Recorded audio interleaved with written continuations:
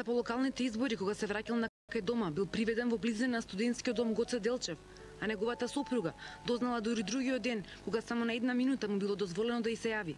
Детево го однесоа без никако ни знаење, ни знаеме ни кај ни што е. Покани да се поздравите со синот? Не поканија, ни го видов, ни јас, има тринеделно бебе дома. Ни жена му го виде, ни јас го видов. Шо да кажам друго? Далеко од очите на јавноста, во најголема тајност и експресно, Јохан Тарчуловски е префрлен рано изутрина во затворот во Хаг. Хашкиот трибунал ги објави обвиненијата против поранешниот министер за внатрешни работи Љубе Бошковски и телохранителот на починатиот претседател Трајковски Јохан Тарчуловски.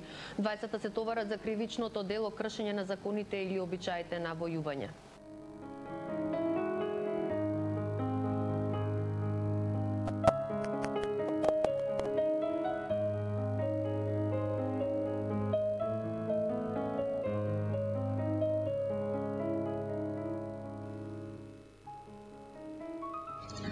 Јохан Тарчуловски, ве молам станете. Советот заклучува дека сте виновен според член 7.1 од статутот. Во однос на казната, Советот во опишаната пресуда ги изложи бројните прашања кои ги има земено предвид при определувањето на соодветната казна. Осудени сте на единствена казна од 12 години затвор. Ќе биде целосно засметено времето кое го поминавте во притвор.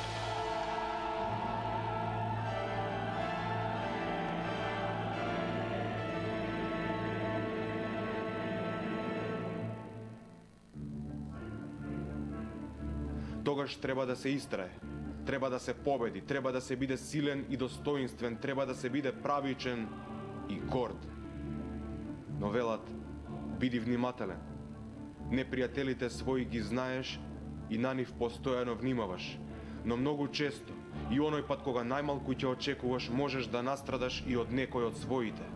Од оние од кои најмалку се надеваш. Освен што се класични монтажи, да ви кажам, од кого монтажи? Ама од кого монтажи, господине Љубе? Па можете да отворите интернет. Јас не сум нити... Вие како зајаче читате тамо, седите тамо, зимате еден список и тоа го читате. Па нешто го... Во принцип е непријатно човекот кој се обидувавме, нели, се обидуваше ВМРО да го продаде ко херој на татковинската војна, да седни тамо и како зајаче да чита. Во овие 4,5 години Јохан Тарчуловски не посочи со прст на никого. Иако имаше шанса тој да се извади, тој од почеток на нашето ангажирање инсистираше на секаков начин да му се помогне на Љубе Бошковски. Сопругата на Јохан вели се додека е Јохан во Шевенинген, случајот Љуботен не е затворен, Македонија треба да се докажува уште. Ако треба и уште 100 години ќе остане таму, ама никогаш нема да биде против својот народ, како прво, и против својата држава. Со тебе е твоето семејство, со тебе се твоите пријатели, со тебе се твоите сонародници, со тебе се твоите сострадалници, со тебе сме сите ние да истраеме, издржиме и да те видиме повторно меѓу нас, да го славиме твоето ослободување. Слобода за Јохан!